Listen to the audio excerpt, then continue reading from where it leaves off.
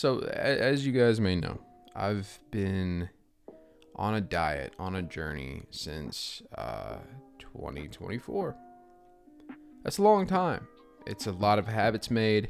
It's a lot of restrictions applied. It's a lot of mental changes and hurdles. It's a lot of recalibration to dietary habits and routines. It's a lot of tuning, man. It's a lot of human tuning. As humans, we are all prone to our flaws. And one of my flaws is if I'm working really hard to make something happen, sometimes other things will go by the wayside and I'll have to just fix them in post, right? Kind of like if a video gets too serious or a moment gets too serious or too boring and I have to liven it up with like a little sucker punch joke, watch, just like that. I have to do the same thing in life, right? And I have been making so much progress, and I'm so proud of where I am in my diet and my weight loss and just, building a new physique and getting ready. Like 2026, this is my year. This is the year I reach goal weight. I get shredded to the bone, and I see what this body's capable of, and then I get to a comfort weight, one that I can live with and be happy with. But to the point of the video, today I was going through the pantry and getting rid of things that were out of date. I went through my wife's snack drawer, and I realized I have given myself a very unhealthy case of food fear, and that's not good. And I want to talk to you guys about food fear today because I think it's very serious, and it's affecting me right now in a real way, and I need to tune it up and fix it and get it out of the way so that it doesn't become a problem further in life. If at any point you have been overweight, be it for a day, for a month, for a year, something happens if you struggle to get that overweightness off. Something happens, and it's called food fear. Food fear is when you've been fighting for an end goal in terms of your physique. You've been overweight for a day, a month, a year, a decade, whatever. And you've been at war trying to get out of that place. And you've eaten new things to get out of that place. But the things you used to eat, or things that you look at and would eat that you weren't eating to get to that new place, but you knew helped you get to that overweight place, those are evil foods now. Fast food, evil food. Dessert foods, evil food. Snack foods, evil foods. They're bad. They only mean fat. To eat a Reese's cup is to eat like 7 sticks of butter. You gain 10 pounds immediately just by looking at it. You suck. Fatty? That kind of thing. It's that energy, right? And I'm not judging you if you're going through it. The reason this video is happening is because I'm actively going through it. As someone who's lost 200 pounds, I'm going through it. I could at this point, in theory, just be a chubby guy and eat whatever I want as long as I'm dieting and eating healthy overall. Okay. I found this on the web for just be a chubby guy. That scared me in such a real way. So I'm going through that right now. I was looking at my wife's snacks and I was like, I can't eat any of this. This is awful stuff. Why is my wife eating this? This is horrible. Horrible for her. Here's where it gets dicey, right? In the grand scheme of things, yeah, I'm right. The English chocolates and the chips and the gummies, they are awful. They're junk food. They're crap food. Does that mean they're inherently evil just because they're like fun foods or whatever? Absolutely not. If my wife decided for whatever reason she wanted to lose weight, would she have to give up on all those foods? I mean, yeah, to a certain degree, she would have to put them down. But she could still implement them in her diet and still lose the weight if she wanted to. I hope not. If she loses weight, she's just going to take off with the breeze, and I don't want that. I love my wife. I want her to stay here in this house. So it's another one of those instances where I think like that, and you should be able to practice what you preach. In this instance, I'm preaching, well, my wife could do it. She could still eat these snack foods if she wanted to go on a fitness journey. Maybe not to lose weight, please God. But if she wanted to like trim up, that kind of thing, she could still do that. And then I walk back to my office. I've cleaned out the pantry. And I go back to my office and I'm like, Tim, you rarely, if ever at all, eat for fun. It is very much about the business with you when it comes to food, and it has been for a long, long time. I've had fun meals, but they're usually birthdays, some kind of celebration. I have had fun meals, but on a day-to-day basis, I'm about that business.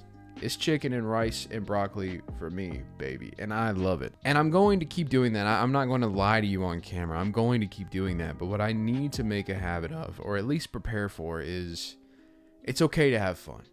It's okay to have a diet that's a little looser so I can enjoy food. Now, I'm not one of those people where if I can't have a cheat day every once a month, once a week, whatever, I'm gonna fall off my diet. Obviously, I've done okay for myself. Like, discipline is not a problem in terms of food choice, but I can't demonize certain foods because they didn't help me lose the weight. There's stuff that I love to eat that I would love to eat again, and I just have chosen not to. I've left them by the wayside, and realistically, I could go the rest of my life without eating certain things, but why should I have to if I want them? It's about moderation. It's about understanding your body. It's about giving yourself grace and understanding that you could have certain things and it'd be okay, as long as for the most part you're in the green.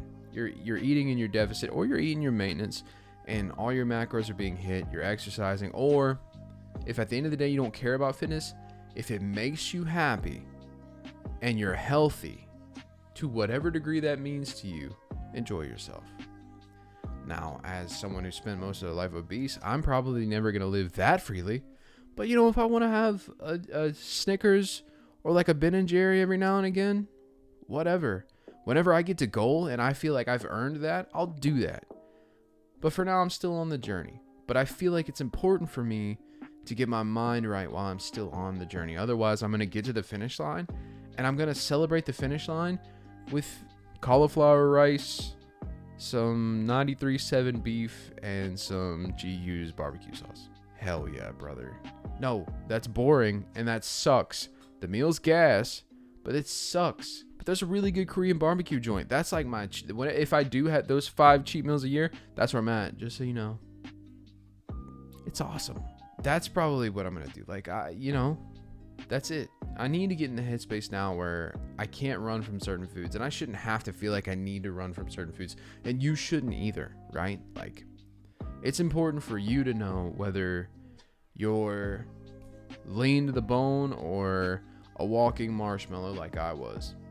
You don't have to fear food to get to your fitness goals or to stay in your fitness goals. All you need is to understand what your body needs to maintain itself.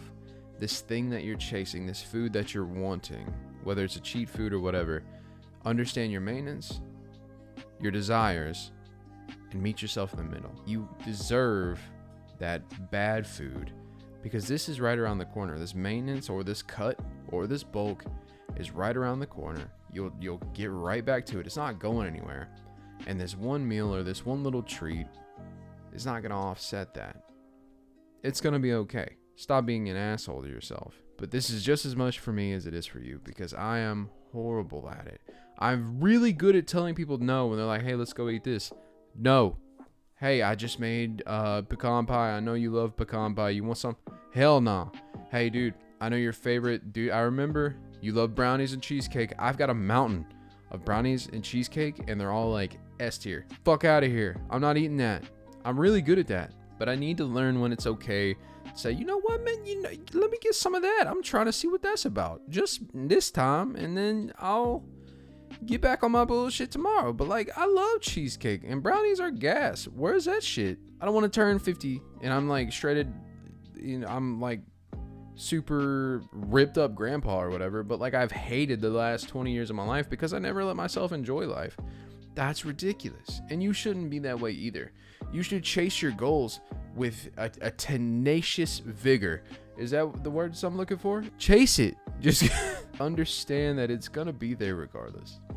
But certain memories and certain occasions and certain treats aren't always gonna be there. I'm from the South, man. Certain occasions are marked with food. Certain love languages are based around food.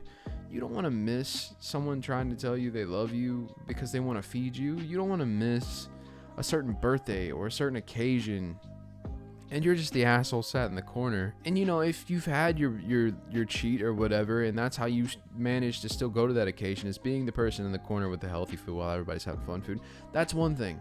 But if you've been good and you've been chasing it, and if you've been very aggressive with your diet and you've been meeting your goals, man, don't look back on that memory and be like, wow, I really wish I had partook. Like, I really wish I would have joined in the festivities. At whatever point your journey is in right now, show yourself some grace. And I'm going to try to do the same. I've still got like 30, 40 pounds left. I want to trim off this frame.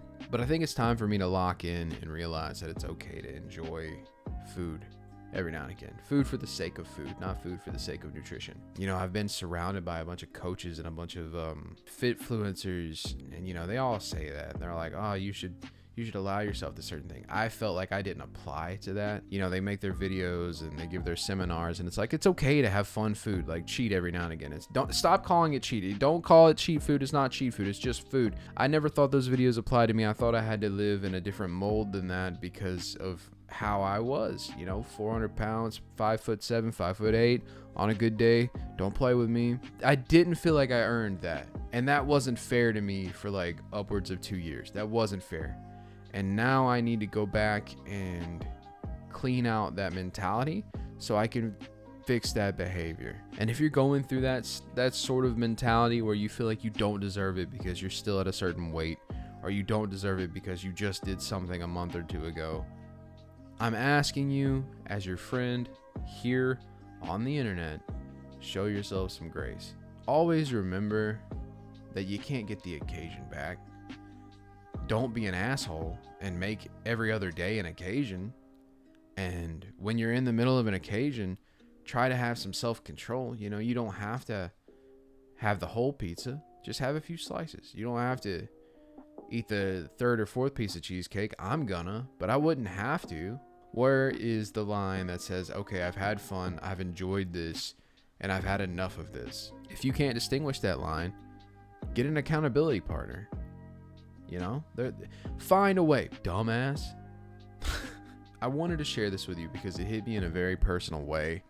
I feel like when people go through physical or psychological changes, especially if it's in a long-term thing like this, certain things are bound to get overlooked and certain habits are bound to form that you have to get rid of. And there's a certain level of accountability that you have to take. And because I'm using this channel as like a diary or like a vlog, whatever we're doing with this now, I wanted to take accountability here with you because some of you may be doing the same thing. So if you are, I'm glad we could talk about this today. While I'm talking, you're watching. If you're leaving a comment, we're having a conversation. Technically, not really, but sort of. But regardless, I'm glad we got to have this conversation. And I hope it means something to you. And if it doesn't mean something to you, maybe you know someone who it could mean something to. I've babbled on long enough. I want to thank you for watching this video, regardless of what you do with it from this point forward. I have been Tim. This has been my time, and you have been watching Tim Time.